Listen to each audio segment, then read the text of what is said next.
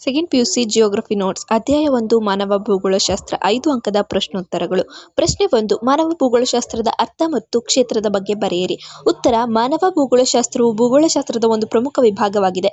ಅರ್ಥ: ಭೂಮಿಯ ಮೇಲ್ಮೈ ಒಳಗೊಂಡಿರುವ ವಿವಿಧ ಬಗೆಯ ಪ್ರಾಕೃತಿಕ ಮತ್ತು ಸಾಂಸ್ಕೃತಿಕ ಲಕ್ಷಣಗಳನ್ನು ಭೂಗೋಳಶಾಸ್ತ್ರವು ಅಧ್ಯಯನ ಮಾಡುತ್ತದೆ. ಮಾನವ ಮತ್ತು ಪರಿಸರದ ನಡುವಿನ ಸಂಬಂಧವನ್ನು ವಿವರಿಸುವ ಶಾಸ್ತ್ರವೇ ಮಾನವ ಭೂಗೋಳಶಾಸ್ತ್ರವಾಗಿದೆ.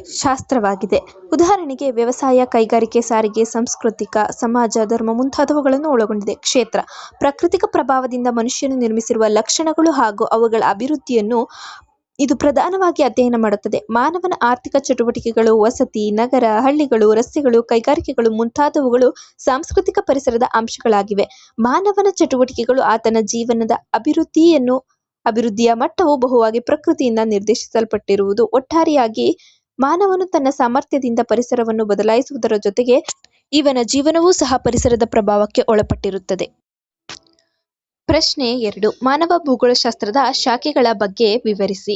ಉತ್ತರ: ಮಾನವ ಭೂಗೋಳಶಾಸ್ತ್ರವು ಮಾನವ ಮತ್ತು ಪರಿಸರದ ನಡುವಿನ ಎಲ್ಲ ಸಂಬಂಧಗಳನ್ನು ಕುರಿತು ವಿವರಿಸುತ್ತದೆ.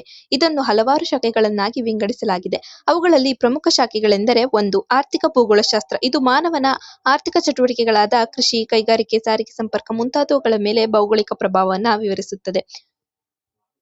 ಪಾಯಿಂಟ್ 2. ವಸತಿ ಭೂಗೋಳಶಾಸ್ತ್ರ. ಇದು ಒಂದು ಪ್ರದೇಶದಲ್ಲಿ ಕಂಡುಬರುವ ವಸತಿಗಳ ಹಂಚಿಕೆ, ಸ್ಥಾನ, ಸ್ವರೂಪ, ಕಾರ್ಯ, ರೂಪಾಂತರ, ಪಥ್ ಮೊದಲಾದವುಗಳನ್ನು ವಿವರಿಸುತ್ತದೆ.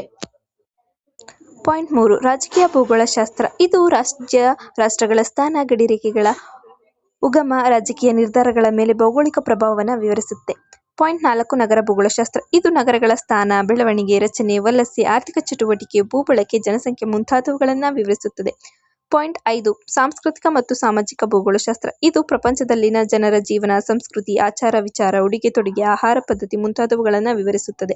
ಪಾಯಿಂಟ್ 6. ಜನಸಂಖ್ಯೆ ಭೂಗೋಳಶಾಸ್ತ್ರ. ಇದು ಜನಸಂಖ್ಯೆ, ಬೆಳವಣಿಗೆ, ಸಾಂದ್ರತೆ, ಹಂಚಿಕೆ, ಸಂಯೋಜನೆ, ವಲಸೆ ಮುಂತಾದವುಗಳನ್ನು ಭೌಗೋಳಿಕ ಪರಿಸರದ ಹಿನ್ನೆಲೆಯಲ್ಲಿ ವಿವರಿಸುತ್ತದೆ.